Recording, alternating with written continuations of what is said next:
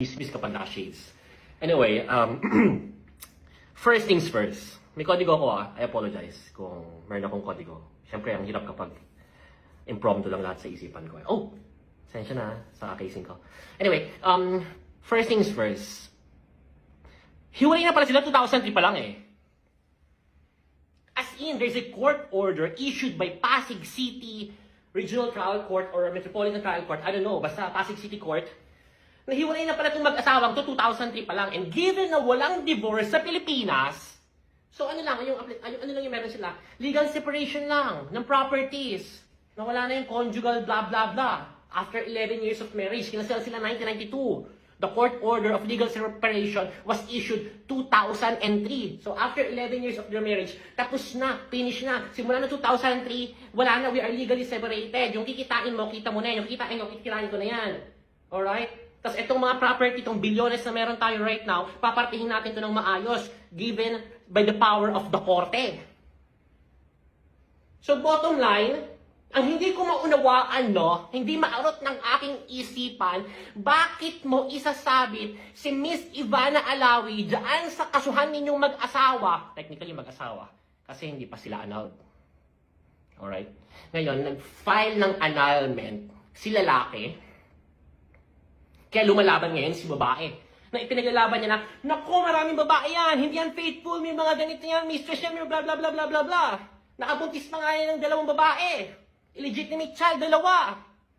And all throughout the 21 years, napakaraming naging babae ni Mr. Ang hindi ko maintindihan after 2 dekada, bakit mo igigit-git or iipitin or atakihin or babanatan or isasama sa kaso yung isang babae na 6 years old pa lamang nung naghiwalay kayo.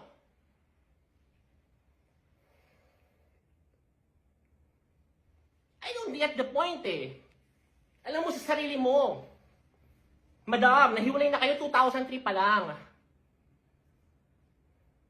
So, hindi natin alam kung ano talaga namamagitan dito kay Miss Ivana Alawi at dito sa Mr. Sabi nga nila, walang usok kung walang apoy. At dahil merong usok, merong apoy. So whatever it is, ang bottom line dito, 2003 pa lang kayo hiwalay, bakit mo kinakaladkad yung pangalan ni Ivana? Ang labo mo, madam.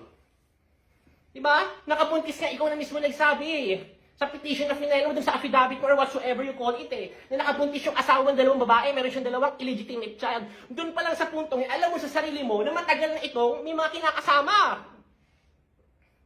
So bakit mo kakalagkarin yung pangalan ni Ivana? Kasi sikat siya? Anong strategy mo? What's your game plan here? Na mas papanigan ka ng korte kasi merong isang sobrang laking pangalan na tao with 34 million followers or about 40% of the internet population of the Philippines na very strategic na siya yung gamitin mo sa kaso mo para manalo ka sa annulment case at papunta sa lahat ng ari-arian? Ganun ba yun? Hindi ko maunawaan Please explain nga. Kasi para makatulog kami mga marites Diba? Hirap makatulog kapag ganyan iniisip pa namin kung ano bang plano mo talaga. Eto pa. Alam mo maraming naging babae si Mr. Yung legal husband or illegal husband.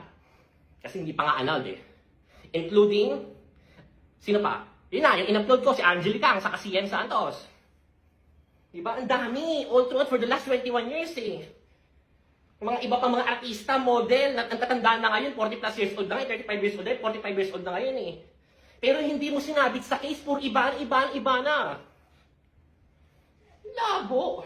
Ito ba malupit dyan, madam, no? Halos nakuha mo na lahat ng ari-arian ng asawa mo Nakatira ka sa Forbes. Halagang 300 or 400 million pesos. Yung Dasma property. At napakaraming condominium. Billion na yung naipangalan at nailipat sa'yo. Ano ba bang gusto mo? Na makita mo naghihirap na sa kalsada at bankrupt yung mister mo?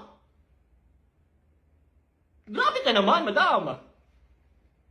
Hindi ka dinadamutan Nirequest mo to, ipangalan to sa akin, nilipat sa'yo. Akin tong Forbes, nilipat sa'yo. Dasma, nilipat sa'yo. O itong mga kondong to, nilipat sa'yo. Pinangalan na sa'yo lahat para lang sa ikakatahimik ng iyong puso kasi gusto na rin matahimik ng mister mo at makamove forward sa buhay niya.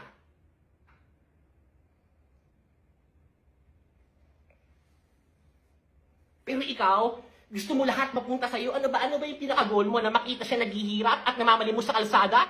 Para wala na yung mga lumapit sa kanya mga kababaihan? Ganun ba yon? Higanti ba ito? Paghihiganti? Ano yung higantihin mo? Wala namang ginawa sa'yo yung mali ng tao. 2003 pa lang, hiwalay na kayo. Binigay lahat sa'yo. May kinrabaho ka ba, madam? Pinaghirapan lahat yan ng Mr. Mo bilang isang malaking negosyante. Ultimo yung share sa Digi Plus na 30 million plus shares. Right now, magkano yung halaga nun, madam? 1.6 billion pesos. Nakapangalan pa rin sa'yo.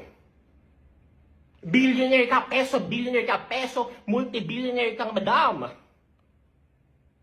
Dahil sa asawa mo, jackpot ka. Dahil sa paghihiwalay niyo, dahil sa legal separation niyo, binigay niya sa lahat kasi napakabuti ng asawa mo eh. Kung iba yan, naku!